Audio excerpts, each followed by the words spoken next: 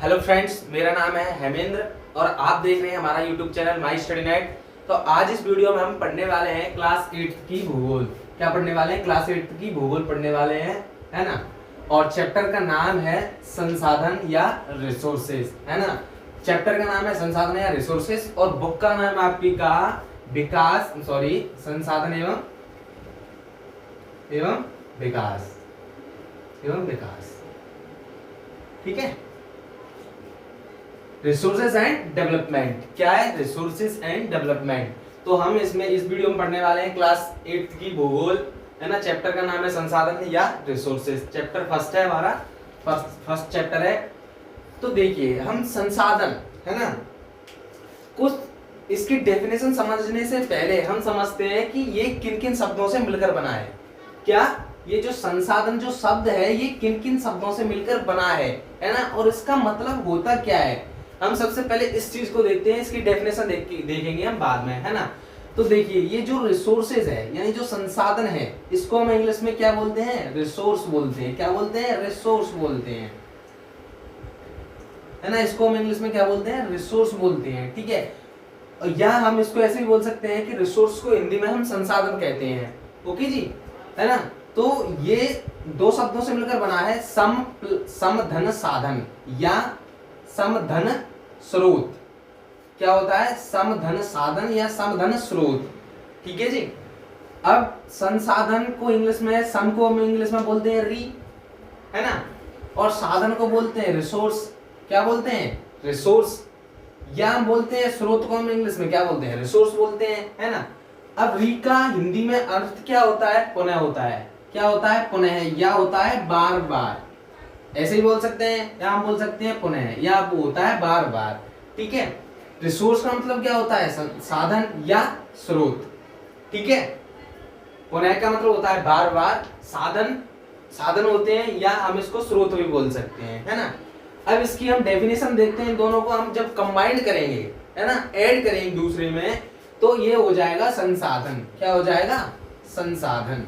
ये एक सार्थक शब्द बन जाएगा जिसका अर्थ होता है, या हम इसकी डेफिनेशन देखते हैं संसाधन की डेफिनेशन, वे वस्तुएं जो मानव की आवश्यकताओं की बार बार पूर्ति करती हो उसे संसाधन कहते हैं। यानी वे वस्तुएं जो मानव की आवश्यकताओं की बार बार पूर्ति करती हो उन्हें हम संसाधन कह सकते हैं। या फिर हम इसको ऐसे भी डिफाइन कर सकते हैं कि वे वस्तुएं जो मानव की मूलभूत आवश्यकताओं की पूर्ति करती हैं उन्हें संसाधन कहते हैं। या फिर हम इसको ऐसे ही बोल सकते हैं कि मानव की आवश्यकताओं की पूर्ति करने वाली वस्तुओं को हम संसाधन कहते हैं। ठीक है। कैसे भी कर लो, एक ही बात है, सबका मतलब एक ही है, यानी संसाधन है। हम सबसे इजी लैंग्वेज में इसको ऐसे बोल सकते हैं कि वे वस्तुएं जो मानव की आवश्यकताओं की बार बार पूर्ति करती हैं उन्हें क्या बोलते हैं? हम संसाधन कहते हैं। ठीक है। अब हम देखते हैं एग्जाम्पल है, जैसे हमारी सोइल है। क्या है? सोइल है। सोइल को हिंदी में क्या बोलते हैं? मृदा। अब ये मृदा है, मृदा भी क्या एक संसाधन है। संसाधन कैसे है? ये ऐसे है कि मतलब मृदा में हम क्या है, हमें फसल उगाते हैं ना। तो मृदा में जब हम फसल उगाते हैं तो फसल क्या है? हमारी मतलब मानव की, यानी हमारी मूलभूत आवश्यकताओं की पूर्ति करती है। क्या करती है? आवश्यकताओं की पूर्ति करती है ना। तो मृदा हो गई, या अपना जल हो गया। ठीक है ना। जल के बिना तो हमारा कोई जीवन ही नहीं है ना। जल है तो कल है। ठीक है। एक हमारा एटमॉस्फेयर हो गया। क्या हो गया? एटमॉस्फेयर यानी वातावरण। जो आसपास का वातावरण की डेफिनेशन होती है कि आसपास का क्षेत्र, यानी ऐसा मंडल या ऐसा वातावरण या ऐसा क्षेत्र जहां पर रंगहीन, गंधहीन और स्वादहीन गैसें पाई जाती हैं उसे हम क्या बोलते हैं? वातावरण कहते हैं। क्या है? रंगहीन, है ना, और गंधहीन, और क्या हो गई आपकी तीसरी?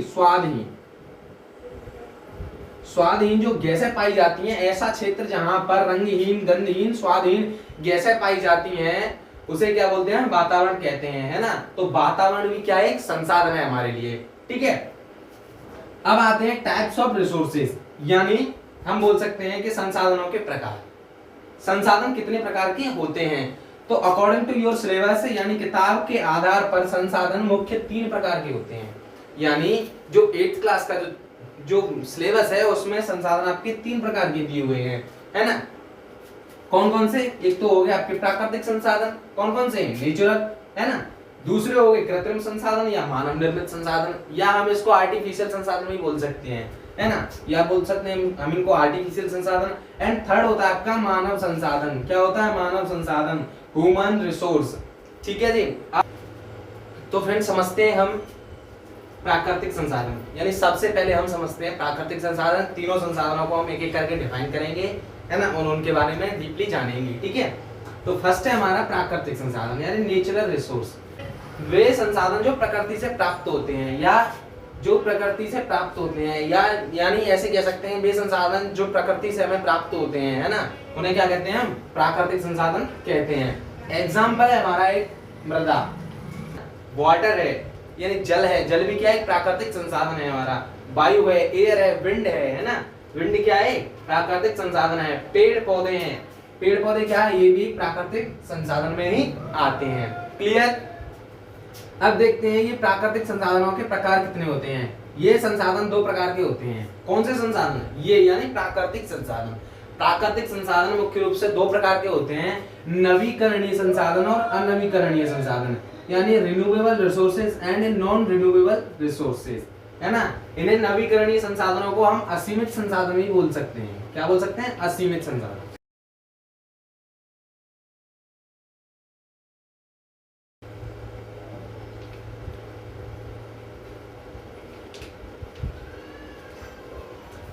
हम नवीकरणीय संसाधनों को असीमित संसाधन भी बोल सकते हैं, है ना।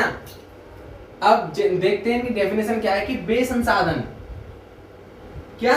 वे संसाधन जिनका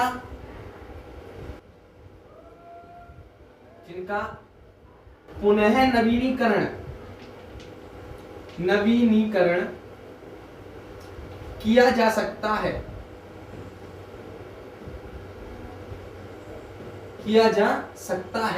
या हम ऐसे कह सकते हैं, या वे संसाधन जो असीमित होते हैं। क्या होते हैं? या वे संसाधन जो असीमित होते हैं, किया जा सकता है, या हम ऐसे कह सकते हैं जो असीमित होते हैं, जो असीमित होते हैं, है ना, होते हैं। फॉर एग्जाम्पल है हमारा, एग्जाम्पल क्या है हमारा? जल है। जल कभी खत्म नहीं होने वाला, है ना। मृदा है हमारी, सूर्य का प्रकाश है ना। तो ये संसाधन ऐसे हैं जो कभी खत्म नहीं हो सकते, यानी नवीनीकरण है, यानी इनका पुनः चक्रीकरण किया जा सकता है। या फिर हम ऐसे भी बोल सकते हैं कि ये जो संसाधन है, यानी वे संसाधन जिनका पुनः नवीनीकरण किया जा सकता है, या जो संसाधन असीमित होते हैं, उन्हें क्या कहते हैं? नवीनीकरणीय या असीमित संसाधन कहा जाता है। एग्जाम्पल आपका जल है, मृदा है, सूर्य का प्रकाश है ना, इत्यादि। ठीक है, क्लियर? अब देखते हैं हम अनवीनीकरण संसाधन। अनवीनीकरण, या हमें इसे सीमित संसाधन भी बोल सकते हैं। क्या बोल सकते हैं? सीमित संसाधन। साथ ही साथ नोट्सों को नोट करते चलना, है ना।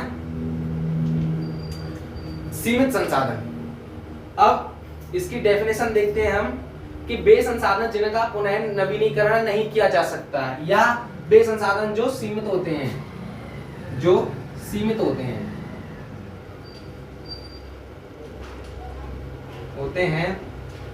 या हम ऐसे कह सकते हैं कि जिनका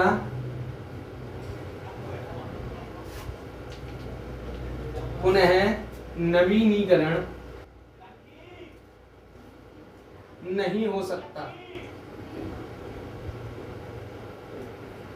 है ना। यानी वे संसाधन जो सीमित होते हैं, ठीक है, और जिनका पुनः नवीनीकरण नहीं हो सकता है, उन्हें क्या कह सकते हैं हम? उन्हें कह सकते हैं हम सीमित संसाधन या अनवीनीकरण संसाधन कह सकते हैं। जैसे कि क्या है हमारा? कोयला, है ना। क्या है हमारा? कोयला है, पेट्रोलियम है,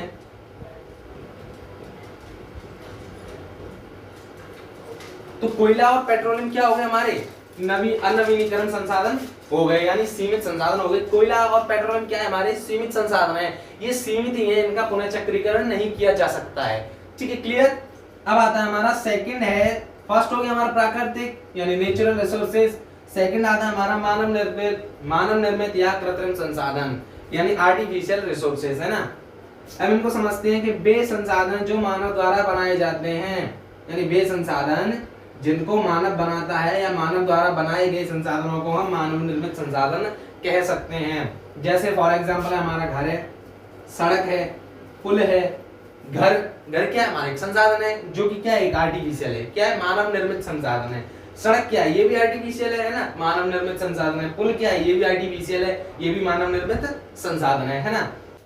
नेक्स्ट है हमारा मानव संसाधन, क्या, ह्यूमन रिसोर्स, है ना। अब हम इसको समझते हैं, थर्ड है हमारा ह्यूमन रिसोर्स, है ना। इसको समझते हैं मानव भी एक संसाधन है। मानव क्या है, मानव भी एक तरह का संसाधन है। क्या है, मानव भी एक प्रकार का संसाधन है। इसका उदाहरण क्या है, मनुष्य। ये जो मनुष्य है यानी जो ह्यूमन है, ये भी एक प्रकार का क्या है, संसाधन है। क्या है, एक प्रकार का संसाधन है। ह्यूमन भी एक प्रकार का संसाधन है। ओके, है ना। हैं कि कुछ पॉइंट्स हैं इस चैप्टर के, है ना, तो इनको हम समझते हैं। मानव संसाधनों का विकास।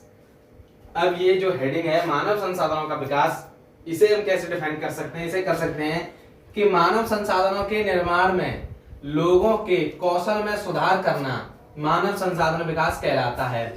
यानी संसाधनों के निर्माण में, यानी जो जैसे संसाधनों का जो निर्माण होता है उसमें लोगों के कौशल में सुधार, यानी लोगों के कौशल, यानी लोगों का जो कौशल होता है, यानी लोगों का जो विवेक होता है, लोगों की बुद्धि होती है, उसमें सुधार करना। क्या करना, उसमें सुधार करना क्या कहलाता है, मानव विकास संसाधन कहलाता है या मानव संसाधन विकास कहलाता है। एंड नेक्स्ट हेडिंग आती है हमारी संसाधन संरक्षण। यानी संसाधन संरक्षण क्या होता है। संरक्षण से आप समझ रहे होंगे कि संसाधनों को क्या करना, बचाना या संसाधनों को संरक्षित करना, है ना। क्या करना, संरक्षित करना। अब आप संसाधन संरक्षित यानी संसाधन संरक्षण या संसाधनों को बचाना या संसाधन संरक्षित, इसको तो आप समझ ही चुके होंगे। क्यों, क्योंकि संसाधनों का ध्यानपूर्वक उपयोग कर उन्हें नवीनीकरण के लिए समय देना, है ना, उसे संसाधन संरक्षण कहलाता है। यानी संसाधनों का ध्यानपूर्वक उपयोग करना, यानी संसाधनों को हम ध्यानपूर्वक उपयोग करें कि संसाधन ज्यादा वेस्ट नहीं होने चाहिए, है ना। और उनको क्या करना, नवीनीकरण करने के लिए समय देना। यानी जैसे कोई संसाधन है उसको नवीनीकरण में थोड़ा बहुत समय लगता है, तो उसके लिए क्या करना, नवीनीकरण के लिए संसाधनों को क्या देना, समय देना। तो उसे क्या कहते हैं, संसाधन संरक्षण कहते हैं। क्लियर। अब हमारी लास्ट हेडिंग आती है सतत पोषणीय विकास क्या है।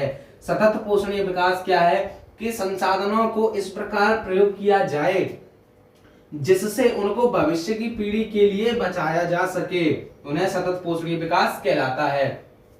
यानी इसको हम ऐसे कह सकते हैं कि संसाधनों को कुछ इस तरीके से प्रयोग किया जाए, यानी संसाधनों को हम कुछ इस तरीके से यूज करें, यानी जो हम लोग हैं इस तरीके से कुछ ऐसे प्रयोग करें कि जिससे संसाधनों को भविष्य की जो आने वाली जनरेशन है ना, जो फ्यूचर की जो आने वाली जनरेशन है, यानी जो अगली आने वाली भावी पीढ़ी है, उसके लिए संसाधनों को क्या किया जाए, बचाया जाए। क्या किया जाए, सेव किया जाए, है ना। उसको क्या कहते हैं, सतत पोषणीय विकास कहते हैं।